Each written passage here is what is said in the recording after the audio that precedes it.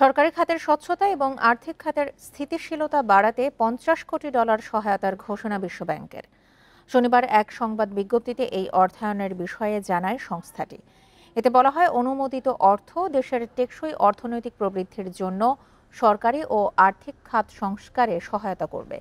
এর ফলে দেশের দরিদ্র ও নিম্ন আয়ের মানুষের জন্য সরকারি সেবা আরও সহজতর হবে।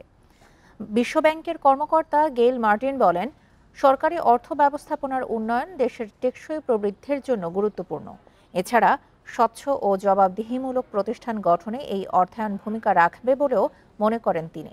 তিনি বলেন, নতুন এই অর্থায়ন কর্মসূচি অভ্যন্তরীণ রাজস্ব আহরণ বাড়াবে, কর প্রশাসন ও নীতিমালায় আন্তর্জাতিক মানের সংস্কার আনা সম্ভব হবে বলেও জানান তিনি।